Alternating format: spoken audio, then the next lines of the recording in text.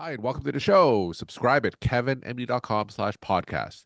Today, we welcome back Miguel Villagra. He's a hospitalist. Today's Kevin MD article is 10 Essential Tips for Doctors Mastering Contract Negotiations. Miguel, welcome back to the show. Thank you, Kevin. I'm glad to be back at your show. So, tell us about what led you first to write this particular article in the first place. Absolutely. So, through my career, I have gone through different pivoting moments, and I have gone from being a full-time employee to be a partnership agreement to do independent contractor work. Now I do even business to business work with my company with telemedicine as well. And one of the things that I realize is that physicians, we go through changes through our career, and it has been well documented. And oftentimes we ignore the importance of being ready. There is a lot of backup research and science behind contract negotiation, and this is not something we're trained for.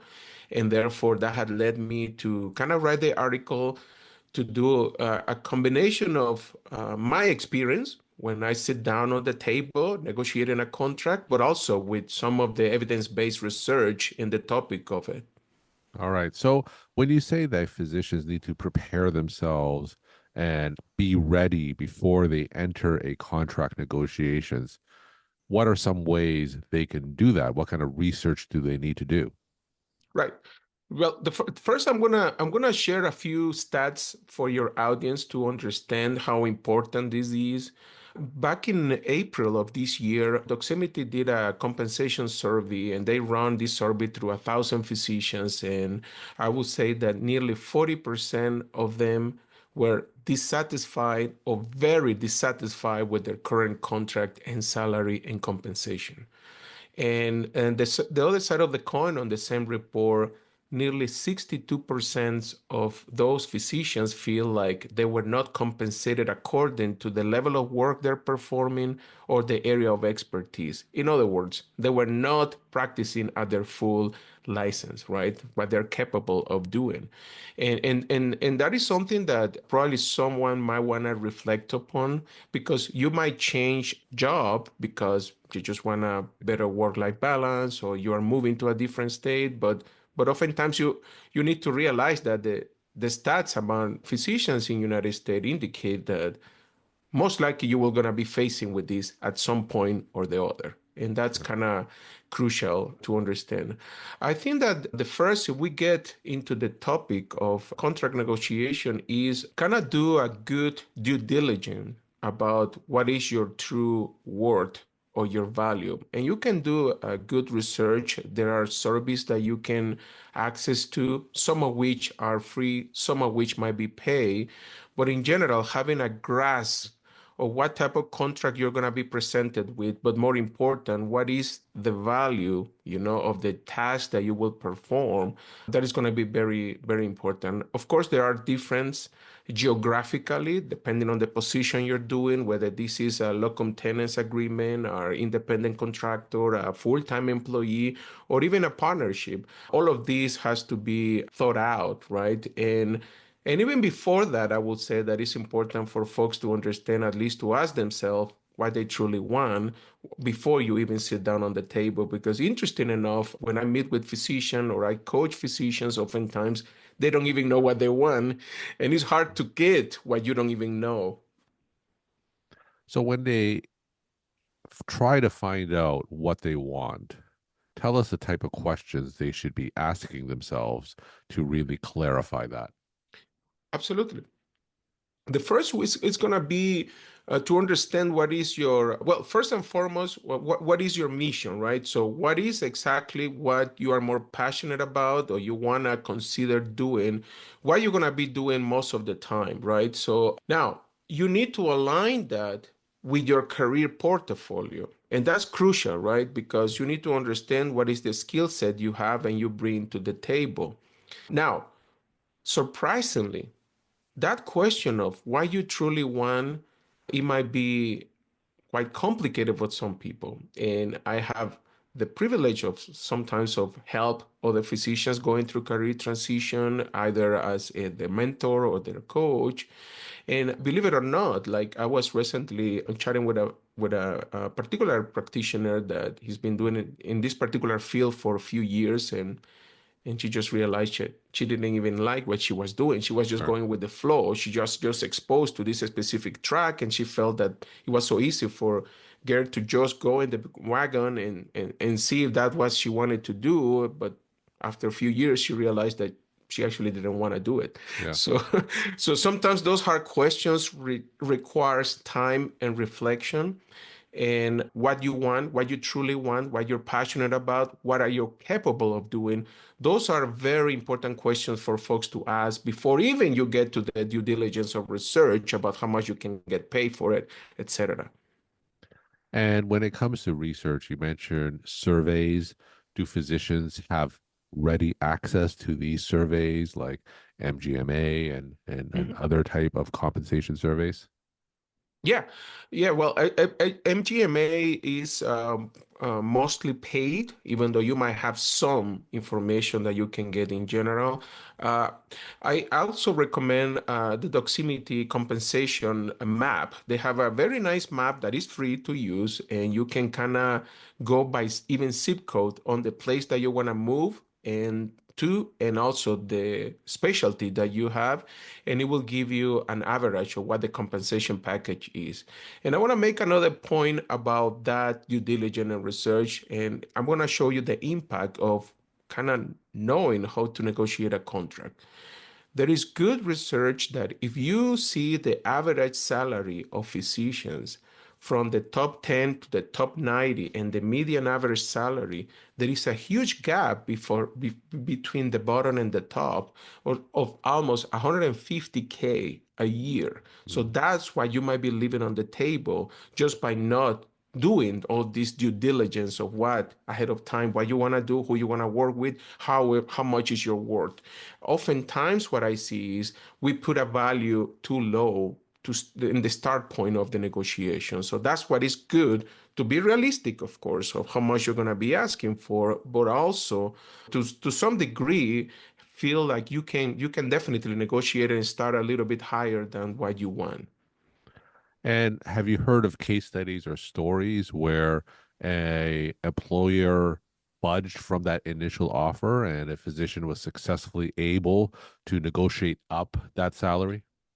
Well, I will say that in my own experience, I have been able to be very strategic and tactic about negotiating even my own contracts. And I can cite very different examples of ways where they have been able to improve their compensation in the sense of salary. But not only that, because this goes beyond salary. And that's one of the mistakes that oftentimes we have. We only focus on how much money we're making Yeah. and we don't realize what other benefits you might be leaving on the table. Sometimes there are physicians that they're just looking for life work balance, and maybe what they're seeking is more flexibility on their schedule, either the amount of hours working through the day or the number of days that you're going to be working through the month. And the second thing is that the benefit, of course, is important. The way you're going to be paid, the productivity model versus base salary. So all those sort of nuances are important to kind of uh, analyze on anything that you've been offered ahead of time. But I can tell you that definitely you can have a successful negotiation if you know ahead of time, again, your value. Now, I'm gonna say that physicians need to understand, like, they need to start with an anchor. This is kind Yeah. of what I'm pursuing, and you're trying to get to what is called the SOPNA, the Zone of Potential Agreement, right? So, and in between, you have your BATNA, which is your best alternative negotiation agreement. So, what that is your exit. I always said any physicians going to negotiate their contract always have a backup plan, right? So that's gonna be something that gives you the leverage of feeling that you have a cushion of comfort if something happen and you don't get what you're pursuing, or you're getting something but it's not quite what you need or what you want, and you can just walk away and say thank you for this. But sometimes there is a power of also saying no. Tell us what other tips you wrote in the article that physicians should know when they're negotiating contracts. Yeah, I will start by saying that most common mistakes I have done myself. And the first is going to be to accept the first offer Okay. without negotiating. And that is one of I see a lot, particularly in early career physicians. And this is very, very important to understand that you might be not only leaving benefit, but even money or salary on the table. And considering that you might end up working for this employer for many, many years ahead of you, it can compound the amount of money you might be losing.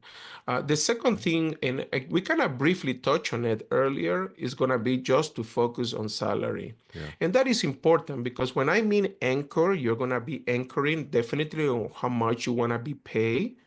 That is absolutely right. And oftentimes, as I said, you start too low. And that's what I like to do, the due diligence and research to see how much you can be paid. And that way you can start with a number that is definitely reasonable and realistic. But also, is this a position that offer you the possibility of growth, right? Beyond the salary, if this is a position where you might want to take over a leadership role, or sometimes it's geography, right? So you're Yeah. just looking at that specific location and understanding the trade-off, right, of that particular location, because as we know, the larger the city, the more competition that might be, and therefore you have less leverage.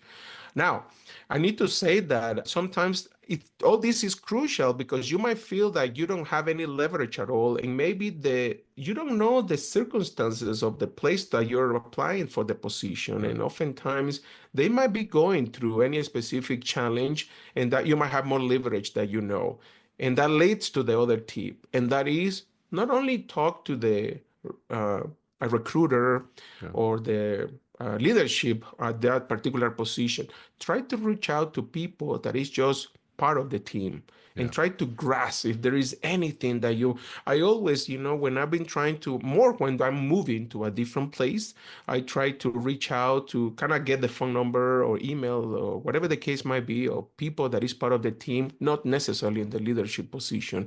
And you can talk to them and see, I mean, I've been told this is what it is or what is the culture of this place. The more you know about this place, the more you can even visualize how you're going to fit within that Sure. culture. So I've talked about contract negotiations several times on the podcast. We've had attorneys come on, we've had companies come on saying that they can do these for physicians. So what do you recommend? Do you recommend outsourcing a lot of these negotiations to an attorney or a contract company? Should a physician do the negotiation themselves and perhaps in conjunction with legal help? So, what approach do you typically coach? Yeah, so I have a few thoughts on that, and I have used people at least that can review my contract, get red flags, on it and things like that. In general, I will suggest few things. Even if you're going to outsource, and I'm going to give you my advice as far as that goes, even if ultimately you're going to outsource some of the part of the negotiation process, you still need to do it yourself. Because the only way to know that somebody's advocating for what you want and need is for you to know ahead of time what you Sure. want and need. So that's the first thing that I will say, that even if you're gonna entertain getting a lawyer or anything, you still should be able to know all these skills and try to apply ahead of time and do all this due diligence and research. Having said that, I would say that it depends on what is on the table, right? So it's not the same that you are just entertaining a side gig where you're just going to do some consultant work, minimal. You already have your job. You're not looking at changing it. That might not be worth even considering getting a lawyer or anyone that will review the contract. But depending on what is on the plate, how much help you will need. In other words, if this is going to be your main gig, your main job, you're making a massive change on a new employer you don't know, and you want to go into the details of any red flags on the contract, I would definitely suggest to get legal help. It could be a lawyer. There is some firm that offer low cost review of the contracts or the compensation packages, and that can also be a good resource to use. So tell us a case study or a story where a physician successfully negotiated a contract that was markedly better than what was first offered. So tell me a success story from your coaching. Yeah. So I can tell you, I have a particular physician in the uh, East Coast who was trying to go from academia to private practice. Okay. And I can tell you I can go over the details about why, because I have seen a lot of physicians that that's kind of the case. They've been in academia for some time and they're trying to better life work balance and compensation, and that's kind of what they have designed to do. Now, the first question for this particular and struggle for this physician is it was in a high cost area, a larger city. Sure. And the first thing I said is, are you willing to move? Right? So are you willing to move? And thankfully, she was actually willing to move to a more not that crowded area. And that on its own caused a difference of nearly 50K on their compensation, just on that, Yeah.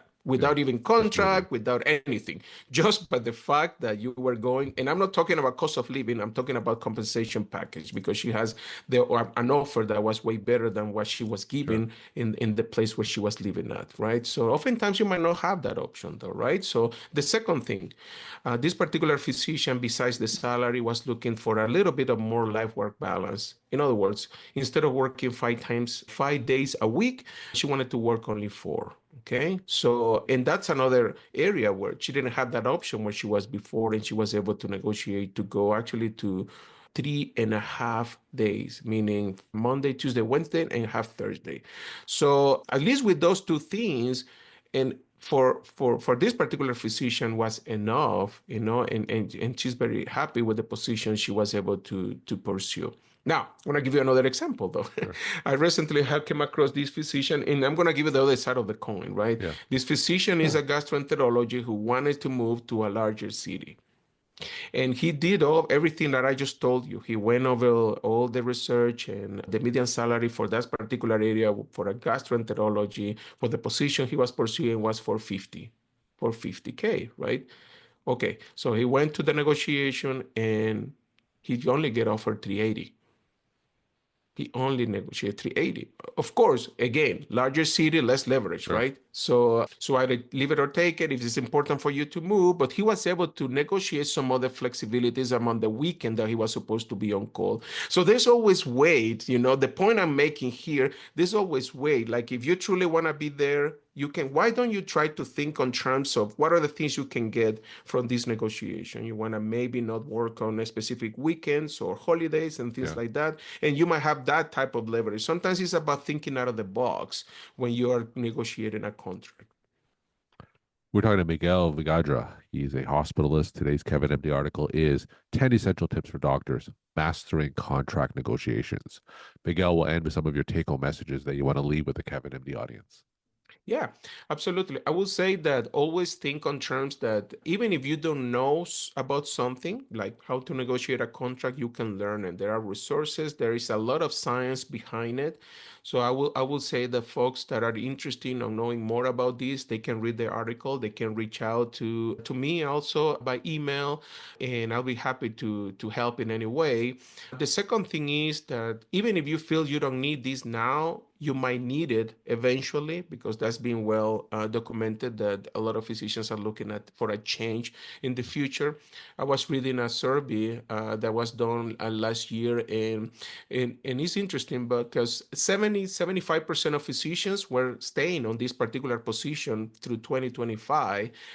But when they asked them, when if they're going to be in this position through 2026, the percentage went down from 75% to just 40%. So what I'm saying is 30, 20, 25, 30%, we're looking for a change eventually. So something to keep in mind, and absolutely happy to be here on your podcast and help folks in any way possible. Miguel, thank you so much for sharing your perspective and insight. Thanks for coming back on the show. Thank you for having me.